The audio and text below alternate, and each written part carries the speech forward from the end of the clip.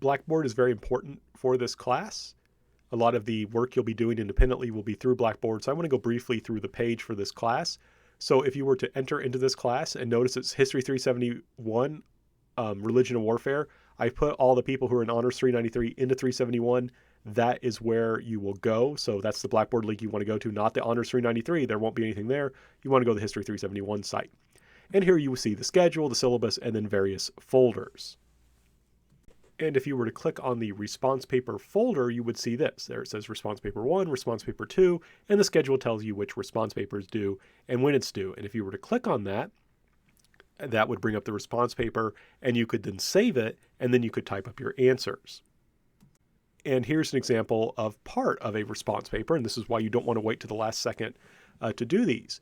But you'll see where it says answer the following questions based on the introduction from the Code of the Warrior by Shannon French. And you would find that in the readings folder, because that is a reading, it's something you read, so it's in the readings folder, and there it has all the questions, right? And you would read the reading, and then you would answer the questions. And I try sometimes, if I think it's complex, to give you some clues. So, if you look at C, it says, according to French, pages 4 through 8, why do warriors need a code? And I want to do that here because sometimes it can be a little bit complex. Now, question 2, it says, answer the following questions based on the America, the Story of U.S. Frederick Douglass video, right? You need to answer those questions based on a video, and that will be found someplace else, and I'll talk momentarily about that. But this is just to give you an example of what a response paper looks like, and these are just a few of the questions. So it's a fairly extensive thing to do. It does take time, so you don't want to wait till the very last minute to try and do these. So let's back out of there. If you were to back out of the response papers, you would come back to this screen, and you can see there's a readings folder, and if you were to click on that, you would see the following. Here you can see the various readings that you would need to be familiar with. And there it says, Code of the Warrior Introduction. So the response paper tells you what you have to read, right? So if you look at the schedule, it'll just say response paper 1 due. The response paper itself tells you what readings you need to do and what questions are based on those particular readings. Now, some of those things are based on videos. Remember, question 2 from the response paper we just looked at was actually based on a video. So if you went back to the main page, and you look here at this arrow, it's pointing at a link that says Echo 360 videos. Now, some videos will be available as a link onto YouTube or another website, but sometimes I edit videos, and when I do that, I have to put them up here in Echo 360. So if you were to click on that, it will bring you to the Echo 360 player. And if you were to click on the Echo 360, this is what it would bring up. And I try to make this as clear as possible. So you can see it says response paper 1 videos, response paper 2 videos, and if you click the little arrow, it will pop out and show you all the videos. So I've clicked on response paper 1 video, so there you can see the 4 videos that are due for response paper 1. You can close that if you want by clicking that little arrow again, and you could then see the response paper 2 videos. So I do my best to make it as clear as possible. And you would press the little green button on the right in order to actually play the video. Now, one thing I have to stress, Blackboard does not much like Safari and does not much like Apple products in my experience. So if for some reason Echo 360 doesn't work and you're trying to use Safari, usually Firefox or Chrome plays things just fine. So you would maybe just need to download just a different browser, and that should then let you watch the video. So by now you may say to yourself, wow, I have to do a lot of work outside of class for this course. Why is that? And there's several reasons. One, of course, is it's a 300 level class, so it is supposed to be at an appropriate level, and I think a 300 level class does require that. And as an online hybrid, what happens is I've taken some of that class time because we don't have to meet, and I've invested it in this way. So again, just because, it still is supposed to have like the same amount of work, we just don't meet as often as much together. But also key to this, as much as possible, this is meant to be a discussion-oriented class. I'm going to do my best not to talk. I'll do my best to be as quiet as possible. It's hard for me. I like to talk. I'm a historian. That's what we do. But discussion is important, right, for this class in particular, right? And that's the idea of why you would do the response paper and really get familiar with those materials so we can spend most of class time not me lecturing, but us talking about those materials. Now, if you do not like to discuss, if you're painfully shy and you just don't want to talk, then you should drop this class. However, I would say actually, if you are painfully shy and don't want to talk, you should totally take this class so you can learn not to be so shy. I think public speaking is a learned skill, and it's a very important skill. So just to give you an example, I think this is important to understand because people don't like to discuss. People will often complain in my evaluations, oh, the professor called on me and made me talk. I don't like to do that. Discussion is important. Now, why? Let me give you a concrete example. I was on a committee that was job was to hear student appeal. So Lander has various rules, and the rules make sense. So for example, there's a rule that you have to drop a class by a particular deadline, and there's lots of reasons for that because of financial aid and other such issues, but there's deadlines. But what happens if you were getting ready to drop a class and you were in a car accident and you were in a coma for a week and you didn't get to drop the class and you had a good reason for it? Our committee would hear students who wanted to appeal, who said, I understand why there's this rule here, but I don't think the rule should be applied in this case because of some extenuating circumstance. In this case, I was in a car wreck and couldn't actually drop my class because I was in a coma. And so we would say, hey, yeah, that makes sense. And then we would let the student drop the class. We sometimes disagreed. And we would have to argue with each other and discuss particular cases. And, if I thought a student was deserving of an appeal, I would have to make an argument supporting that student. And if I was quiet and was so shy I couldn't defend that student, then that student might suffer. So when decisions are made to do things, it's usually in a group. And even if there's one leader who has the power, the leader still has advisors. So there will be times in your life when you will have a concrete influence on someone else based on your ability to speak to others. Right? You will be in situations where there's a group trying to make a decision, or you will be in a position where you can influence a powerful person, and what you say will matter. And if you're quiet, that person may make a terrible mistake, they may do something wrong, and you could have stopped them if you would have spoken up. Right? So like I said, I had opportunities to help students. Sometimes I was successful, sometimes I wasn't, based on my ability to persuade people and their willingness to listen, but I was in there fighting for the students when I thought that the student needed help. So that's just something to think about. I will hand out a rubric in class, so I'll give you a little bit more information about this. But key to this class is really being respectful to others. We can question ideas, but we don't want to really criticize people, right? So we can, challenge an idea, but it's better not to challenge the person. We don't want to make things personal. And to give you an example, sometimes someone will say, well, you just hold that idea because of your race or your gender or because you're rich or because you're poor.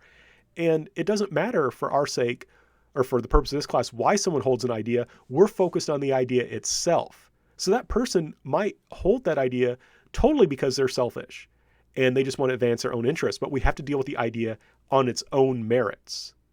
We're not judging the person, and we're not trying to understand why that person holds that idea, whether they hold it sincerely or not.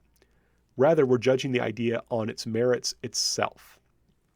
It's also important that we stay on topic, and I might at some point just say, oh, hey, time out, we're going off topic. So, when I taught this class once previously, we were discussing religion and war, and somehow we got on the topic of gun control. And I had to say, okay, no, we're backing off of that, because while gun control is in some ways related to warfare, it's going too far off. So sometimes I may just say, time out, we need to stop. Now, here's what's really complex, because this is a class on religion and trying to understand religious ideas. So asserting an idea related to religion to explain a position is acceptable, right? But arguing that that idea is correct or incorrect should be avoided. So, for example, you could say, you know what? I think there's a God, and I think that we will be judged one day by God, and that should determine that, and because of that reason, we should go to war or not go to war, right? I think if I go to war in this case, God will not be happy with me because God doesn't want this war. Or you might say, I'm an atheist. I don't believe there's a God. And I think we only have one chance in this life. And therefore we shouldn't go to war because war kills people and it robs them of their only chance. It is perfectly fine in this class to say something like that. That is perfectly acceptable. You can say, I think this way about religion and war for this reason. That's fine. But we're not going to debate about whether God actually exists or not, right? That's out of bounds for this class. So it's okay to state religious reasons for believing or not believing something or about the morality of something, but we can't actually debate about whether those religions are true or not. And there could be some gray areas. That's where I have to be kind of a referee. The last thing I would say is, in discussion, please understand why I may not call on you. There's usually several people who really want to talk and have a lot of really cool things to say and don't mind talking in front of other people. That's great. But sometimes my job is to try and make sure everyone has a chance to talk, and especially to encourage people who may be shy to talk. So please, nothing against you. I may not call on you. And in particular, a lot of times, teachers, we need to have some silence to force people to talk. So you may instantly put up your hand and I may just wait. I may wait 10, 20 seconds even until someone else is willing to talk. It's nothing against you. It's just I need to get those other people to talk. So, and I won't be the only one leading the discussion. Each student will sign up for a week, and they will lead the discussion for that week. So, and up to 2 people can do this together. So you don't necessarily have to do it alone. It just depends on who signs up for what week, and you can always get together with a buddy and sign up. But basically what happens is, like, if you sign up for week 3's discussion, which is going to be on Buddhism and Hinduism, then that means you'll lead the discussion on the Monday of week 3, right? That'll be one of the first things we do in class. And I'll give you an example of this, but you're going to focus on constructing a syllogism or several, making a moral point about that week's readings. I have readings in quotation marks because it can include the videos, with which students should agree or disagree with, right? It has to be something that people could agree or disagree with. You have to send me your syllogism, or you can have a complete PowerPoint if you want, by 8 a.m. the Monday you're presenting. That will make sure we don't have any issues. So you probably have been in a presentation where someone is trying to use some kind of a Prezi, or, they're trying to go to a Google link and then we have to wait forever while the person loads up.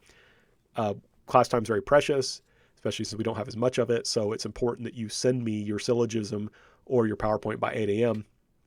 If you don't want to make a PowerPoint, you just send me the syllogism and I'll put it online myself on the Monday that you're presenting. If you fail to send the syllogism, if you don't keep to time, if you make the discussion to lecture or otherwise, disrespectful to the people presenting, then that will cause a problem. That will lead to points. And I'll have a rubric for this that I'll hand out in class. And of course, if you don't show up for your discussion leadership, you will receive a 0. You might not be familiar with what a syllogism is, but they're really cool. They're ways that we can think about the world rationally. So to give you an example, we have assumption 1. Or fact 1, birds reproduce by laying eggs. A duck is a bird. Therefore, a duck reproduces by laying eggs, right? So you kind of take 2 facts, and from those 2 facts, you use logic to come up with a third fact that is true. And this is an example of a syllogism that is correct. Birds do reproduce indeed by laying eggs. A duck is a bird. Therefore, a duck reproduces by laying eggs. Now, I want to give you an example of a bad syllogism, a syllogism that is incorrect. So Buddhism is a religion that is against war. A person who claims to be a Buddhist advocates war. Therefore, that person is not really a Buddhist. Now, there's a couple things wrong with this, and this is something we want to be careful about in this class. It's making a judgment statement about Buddhism, saying that Buddhism is categorically against war, and anything that is against war can't therefore be Buddhist. And one thing I can tell you as a historian, lots of Buddhists have thought that war was not only acceptable, but was necessary. And I'm not prepared to say to these people who are practicing Buddhism, whose lives are formed around Buddhist ritual, Buddhist texts from a Buddhist identity, I don't feel qualified to say, oh, you're not really a Buddhist, right? I don't think we can make that kind of judgment call. So this is an example of a incorrect syllogism, because in this case, we're making a judgment call that Buddhism, all Buddhism everywhere, is against war. And therefore, this person who claims to be a Buddhist can't actually be a Buddhist. So when you do your presentation, your syllogism, you would want to avoid a syllogism that has such a serious error in it. It's a very clear error, I think. And it's also one that's trying to just make a judgment call rather than trying to help us understand why people, why Buddhists or why someone else would be interested in going to war. Now, here is a better syllogism, one that you can disagree with or agree with without making a judgment about someone being part of a particular religion. Right? Now, it does make a judgment. A lot of this class is making judgments. But in this syllogism, slavery is a great evil that is inherently violent. John Brown sought to use violence to end that evil by launching his raid at Harper's Ferry. Therefore, John Brown's raid on Harper's Ferry was morally legitimate. So this is something we'll actually go over in class, but there's several things you can do. Now, I think most people would agree with statement 1, slavery is a great evil that is inherently violent. So I don't think that people are going to say no, but I disagree with point 1. Point 2 is also true. That is a true statement. John Brown did try and do that. Where people would agree or disagree is point 3, I think. Therefore, John Brown's raid on Harper's Ferry was morally legitimate. You could say, wait a second, I agree that slavery is a great evil, and I agree that John Brown had a good intent in trying to end that, but his means were incorrect. I don't think he should have used violence. I don't think he should have tried to start a rebellion. I think slavery should have been ended in a different way. So that's an example of a syllogism that would work for your presentation, because this is something people could disagree with. And I imagine in the classroom, we would have plenty of disagreement about this, because even though people agree with points 1 and 2, they would say, I think there's other issues that have to be brought to mind. And that's something that would provoke discussion. And if you're like, I have no idea who John Brown was and what this raid is, don't worry, that will be covered in the response paper, so you would know all about that. But that gives you a sense of how this assignment will look. And we'll do some exercise in class to help with that. So the exams, we have 3. They're going to be based on the lectures, discussions, and response papers. They are going to be online in OpenNote, but not OpenFriend. You will get 1 minute per question to do them. And I have to stress that I put the time limit on there because you do need to learn the information. The minute's there just so you can check yourself. But if you just try and take an exam without studying, a minute's not going to be enough. You still have to study, you still have to learn. I just have that extra, I just allow it to be OpenNote because it just, you can kind of double check yourself. And that just makes things easier, I think. But you do still need to study. You need to check the schedule to see when the exams are. If you do not take an exam without prior permission, you will receive an F, and note the exams are all online outside of class. Upon a student's request an explanation via email, I may allow a makeup with or without penalty. It all depends on what was going on. I have to stress that working, traveling, unless on official land or business, and other such reasons are not acceptable grounds for retaking an examination or taking one early. So you need to make sure to check that. So please do check the exam schedule, including the final exam, before making travel plans. You don't want to be in an airport trying to take this exam, for example. So the final thing I have to say is I do reserve the right to make changes to the syllabus. I may have to add or revise policies based on what happens in the classroom with an assignment, so please do keep that in mind. I won't do that unfairly, but sometimes things just come up that I could not be foreseen. But all that being said, thank you for your attention, and I look forward to seeing you all in class.